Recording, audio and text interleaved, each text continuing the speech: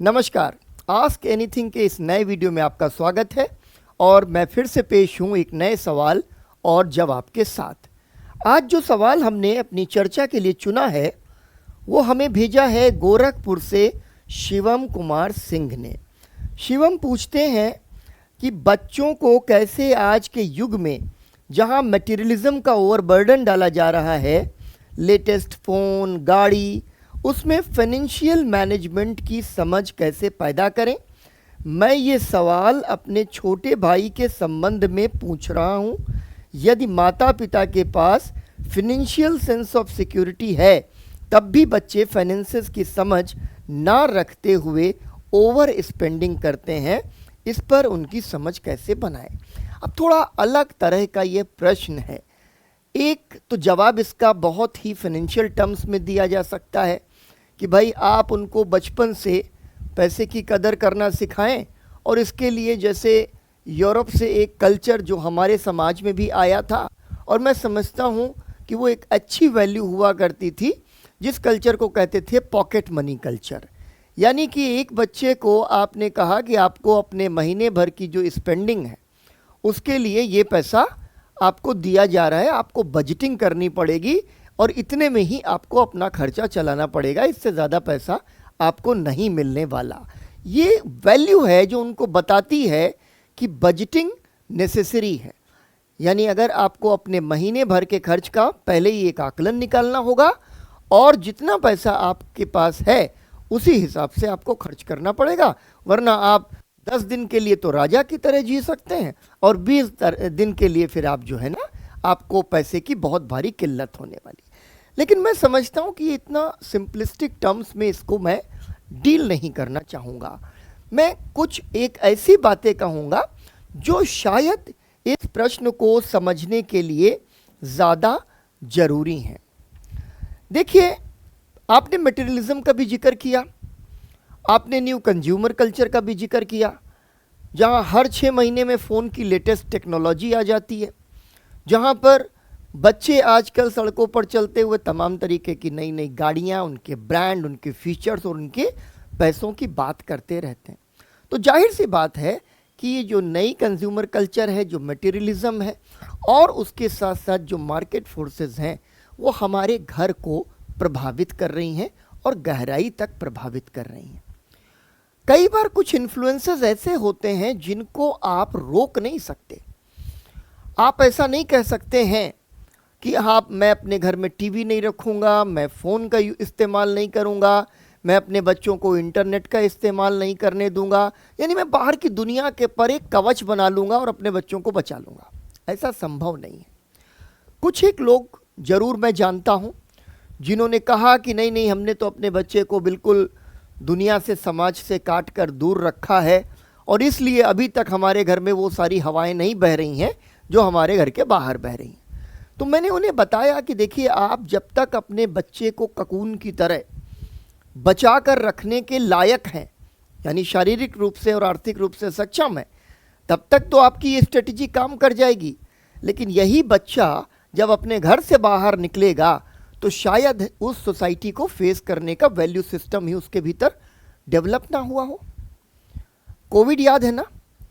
Covid के दौरान doctors क्या सलाह दे रहे थे कि भाई ये एक ज़ूनोटिक वायरस है, यानी जंगल से मनुष्य के जो सभ्यता है उसके बीच में आया है और इस वजह से हमें अपने शरीर की इम्यूनिटी बढ़ानी होगी। और इम्यूनिटी बढ़ाने के लिए क्या करना होगा कि हमें बाहर निकलना होगा, पार्क्स में जाना होगा। जब आप पार्क्स में जाते हैं तो बहुत तरीके के बैक्टीरिया, वायरस और इन्फेक्शंस आपके ऊपर अटैक करते हैं। जब अटैक करते हैं तो आप अपनी इम्यूनिटी डेवलप करते हैं और यही हमारी बॉडी की इम्यूनिटी है जो हमें किसी बीमारी से बचाती है। तो अगर हम अपने बच्चों को कहें कि नहीं, सारे एक्सटर्नल इन्फ्लुएंसेस को हम एक तरह से शील्ड करेंगे, अपने बच्चे तक उन्हें पहुंचने नहीं देंगे, तो क्या आप ये गारंटी ले सकते हैं कि बच्चा जब समाज में जाएगा तो इन सारे इन्फ्लुएंसेस में ऐसा ना हो कि बुरी तरीके से वायरस से ग्रसित हो जाए? ऐसा हुआ है। आप अपनी व्यक्तिगत जिंदगी, अपने आस पड़ोस ऐसे उदाहरण देख सकते हैं कि जहां पर अचानक से किसी व्यक्ति को किसी चीज़ से बचाया गया और जब वो पहली बार उसके संपर्क में आया तो बहुत बुरी तरह से छिटक के एकदम दूसरे छोर पर पहुंच गया। तो यानी जिंदगी में बैलेंस बेहद जरूरी है। ये उसका निदान नहीं है कि आप उससे उसको बचाकर रख पाए। अब क्या करें? अब यहां पर जरूरी हो जाता है बच्चे के भीतर एक वैल्यू सिस्टम इनकलकेट करना। जैसे मैंने कहा कि बच्चे को बचपन से ये कैसे पता चले कि बजटिंग होती है, बजट होता है और उस बजट के मुताबिक हमें अपना खर्चा चलाना पड़ता है। तो ये एक वैल्यू हो सकती है, फाइनेंशियल मैनेजमेंट की एक वैल्यू हो सकती है। दूसरी वैल्यू क्या है कि हम उसको बताते चले कि आपका जो पैसा है उसकी वैल्यू क्या है, उसकी कीमत क्या है, ठीक है ना। और साथ ही साथ में हम उसको ये भी बताएं कि आपकी ज़रूरत और आपकी जो है ना महत्वाकांक्षा के बीच में क्या फ़र्क है। और ये ज़रूरत और महत्वाकांक्षा के बीच का जो फ़र्क है ना, ये अपने आप में बहुत बड़ा परिवर्तन पैदा कर देता है, ठीक है। ज़िंदगी की कुछ बुनियादी ज़रूरतें होती हैं जिनको पूरा करना बेहद ज़रूरी है। एक बच्चे के लिए हो सकता है कि खिलौने खेलना बहुत ज़रूरी चीज़ हो, आप उन्हें बाज़ार से खिलौना दिलवाएंगे, लेकिन अगर आप उसको 1000 रुपए का 1500 रुपए का एक खिलौना दिलवा रहे हैं तो वो एक महंगा खिलौना है। इस बात का एहसास उसे आप ज़रूर करवाइए, डांट के नहीं, उसको समझा के कि इसको संभाल के रखना है। अगर ये टूट जाएगा तो दूसरा खिलौना तुम्हें काफ़ी दिनों बाद ही हम दिलवा सकते हैं, क्योंकि हमारे पास इतने पैसे नहीं होंगे। तो आपने क्या किया कि आपने अपनी चीज़ जो उसको दी उसकी वैल्यू उसको समझा दी कि इसको रखना पड़ेगा भाई। ऐसा नहीं है कि उठाओ और अगले दिन तोड़ ताड़ के कहो कि भाई पापा नया खिलौना दिलवा दो, वो वाला टूट गया है। आपको उसे चलाना है जितने दिनों तक वो चल सके, जितनी उसकी ड्यूरेबिलिटी हो। तो ये क्या हो गई, बच्चा है, खेलेगा, खिलौने देखकर आकर्षित होगा। आपने खिलौना दिखाया लेकिन उसकी वैल्यू भी उसको समझा दी। बुनियादी ज़रूरतों में बच्चों के संदर्भ में हम कह रहे हैं, इसलिए मैं रोटी कपड़ा मकान जैसी चीज़ें जो है ना उसमें शामिल नहीं करता, क्योंकि वो पेरेंट्स की जिम्मेदारी है। लेकिन आपको घर के भीतर पैसे का कम से कम दिखावा जरूर बंद कर देना चाहिए। पैसे के दिखावे का मतलब क्या है कि बच्चा अगर टीनेजर हो गया है, 13-14 साल 15-16-17 साल की उम्र में है या उससे भी कम है, और वो घर में आकर के आपसे गाड़ियों की बातें कर रहा है कि देखो पापा ये गाड़ी है, मम्मी देखो ये गाड़ी है, मुझे तो लैम्बोर्गिनी बहुत अच्छी लग रही क्योंकि मैंने गाना सुना है लैम्बोर्गिनी वाला, तो मैं ये गाड़ी लेना चाहता हूँ। तो उसको समझाना है कि नहीं भाई, हम तो ये गाड़ी नहीं लेना चाहते। क्यों? क्योंकि इतनी गाड़ी में तो हम बहुत अच्छी ज़िंदगी जी सकते हैं और अपने माँ बाप की सेवा कर सकते हैं, अपने बच्चों के लिए जो है ना एक अच्छा उनका कैरियर पाथ डेवलप कर सकते हैं, और साथ ही साथ हम बहुत सारे लोगों की मदद भी कर सकते हैं। अब ये बात क्या होगी कि उसके थॉट प्रोसेस में एक तरीके का एक जो है ना करेक्शन होगा कि बच्चा सोच रहा है कि मैं लैम्बोर्गिनी खरीदूंगा, उसका ड्रीम बन गया कि मैं लैम्बोर्गिनी खरीदूंगा, और आपने उसको टोक दिया कि हाँ नहीं, ये हमारा जो है ड्रीम नहीं है, ये हमारा शेयर्ड ड्रीम नहीं है।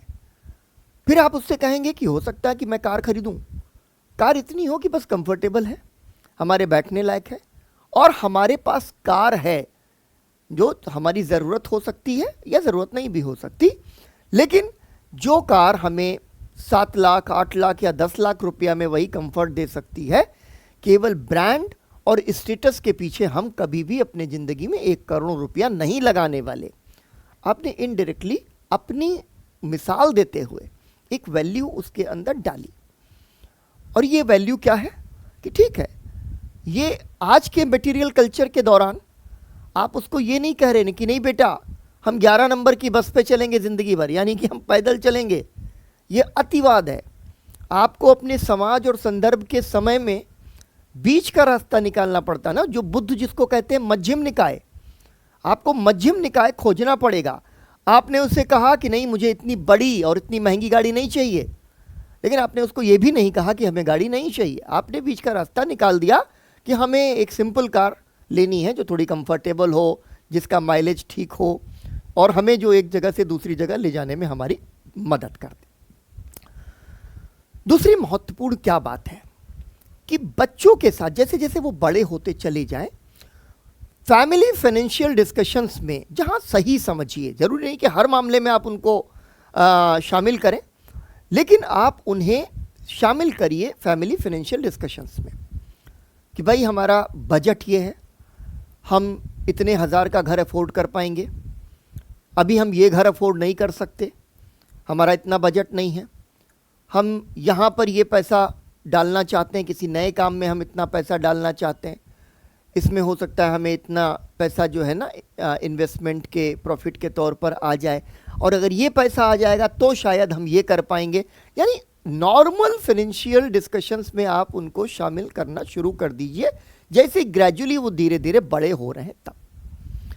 एक तो फाइनेंशियल मैटर्स में बच्चों को इंगेज करने से उनका कॉन्फिडेंस बहुत बढ़ता है।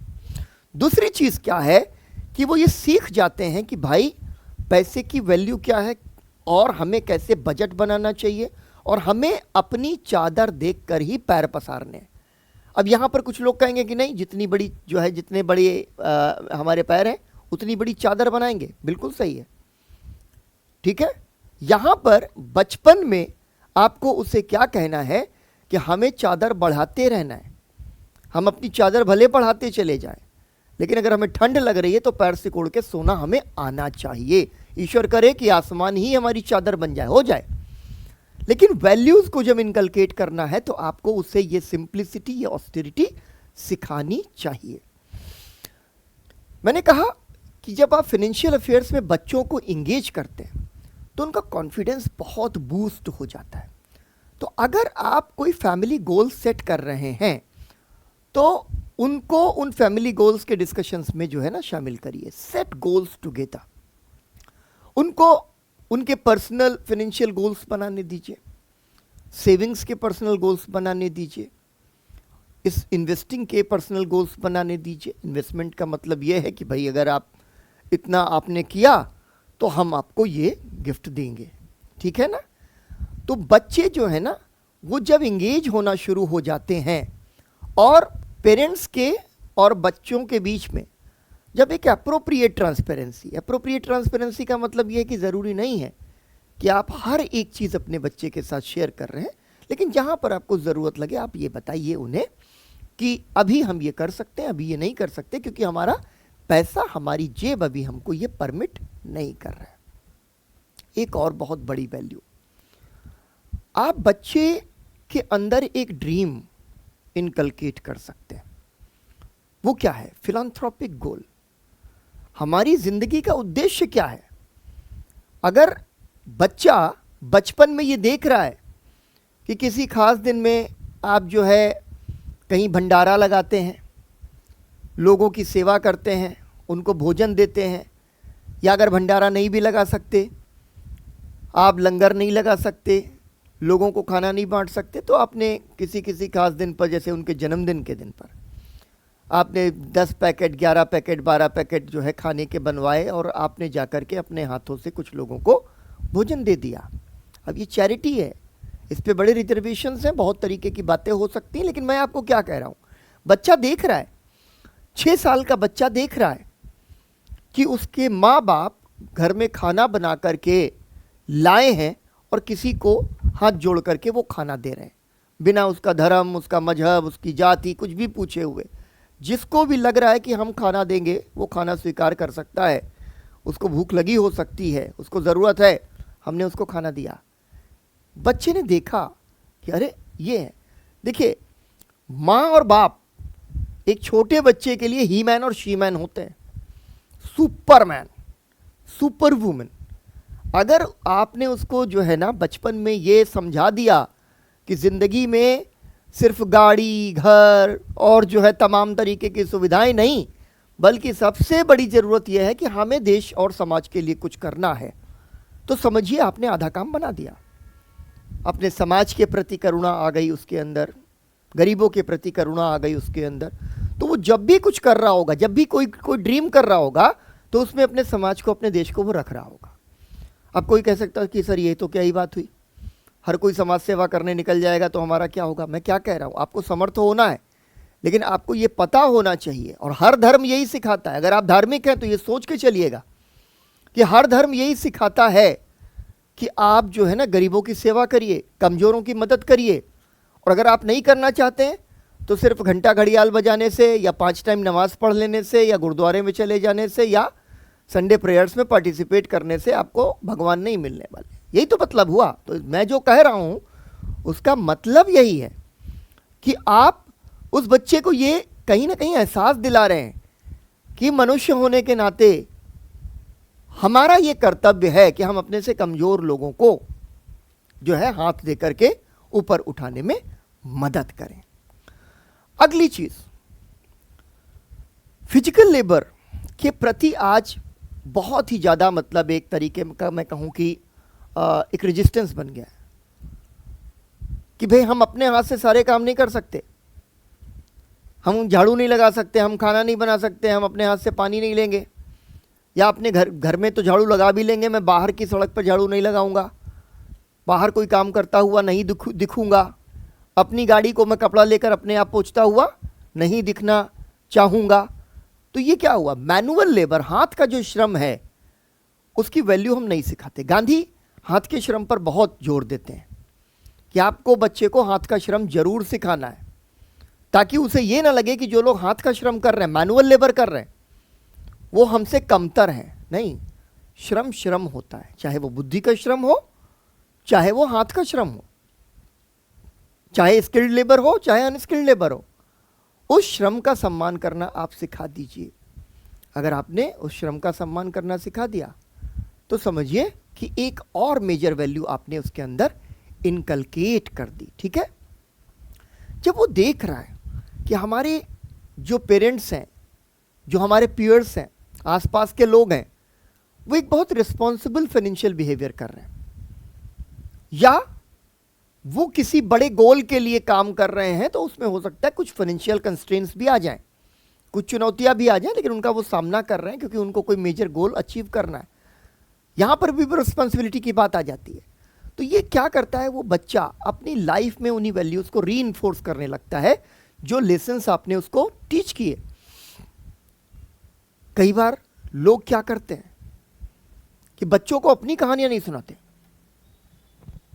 आखिरी बात है कि मान लीजिए कि आप अपनी जिंदगी में एक सफल इंसान हैं, आप अपनी परिभाषा में सफल हैं या समाज की परिभाषा में सफल हैं।